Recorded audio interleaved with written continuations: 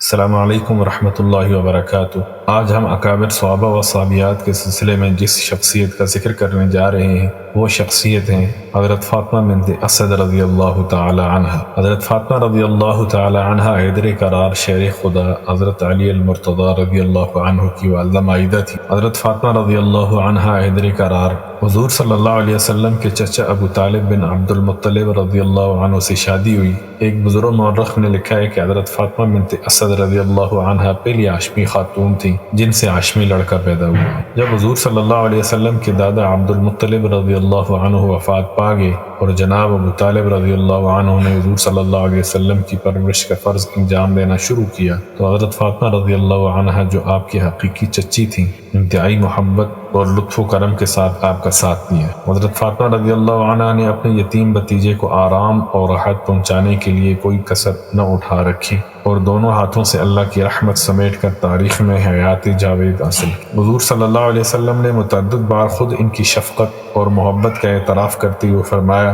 کہ ابو طالب رضی اللہ عنہ کے بعد حضرت فاطمہ رضی اللہ عنہ سے زیادہ کوئی شخص میرے ساتھ شفقت اور مہربانی سے پیش نہیں آیا۔ حضرت فاطمہ رضی اللہ عنہ نے پیرانہ سالی میں رحمت للعالمین صلی اللہ علیہ وسلم کے دست مبارک پر بیعت فرمائی اور مشرفہ اسلام ہوئی۔ دوسرے مسلمانوں کے ساتھ مدینہ منورہ میں ہجرت کا شرف حاصل کیا۔ جب جگر گوشہ رسول حضرت فاطمہ الزہرا رضی اللہ عنہ کا نکاح حضرت علی کرم اللہ وجہ سے ہوا تو اس وقت آپ زندہ تھی اور بہت بوڑھی ہو چکی۔ نکاح کے بعد حضرت علی رضی اللہ عنہ گھر آئے اور اپنی والدہ مکرمہ سے فرمایا کہ رسول اللہ صلی اللہ علیہ وسلم کی نور نظر حضرت بطول رضی اللہ عنہ ان کی بہو بن کر تشریف لا رہی ہے۔ میں پانی بھروں گا اور باہر کا کام کروں گا اور وہ چکی پیسنے اور آٹا گوندنے میں آپ کی مدد کریں۔ حضور صلی اللہ علیہ وسلم کی زندگی میں وفات پائی۔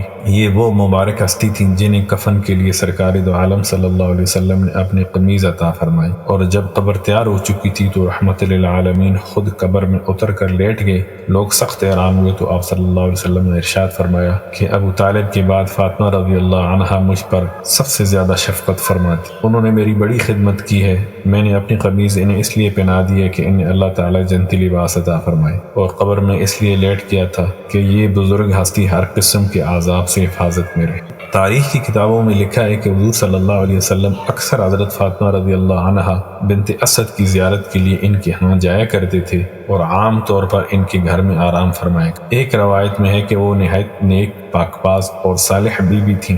حضور صلی اللہ علیہ وسلم انہیں دیکھنے جایا کرتے تھے۔ وہ جب تک زندہ رہیں سرور کونین صلی اللہ علیہ وسلم اپنی ماں سمجھ کر انتہائی عزت و احترام کے ساتھ پیش آتے تھے اور ان کا بہت زیادہ خیال رکھتے تھے۔ حضرت فاطمہ رضی اللہ عنہ بنت اسد کے ہاں 4 بیٹے ہوئے: حضرت علی رضی اللہ عنہ، حضرت جعفر طیار رضی اللہ عنہ، طالب رضی اللہ عنہ اور عقیل رضی اللہ عنہ۔ ان میں سے حضرت علی رضی اللہ عنہ اور حضرت جعفر طیار رضی اللہ عنہ بہت زیادہ مشہور۔ السلام علیکم ورحمۃ اللہ وبرکاتہ۔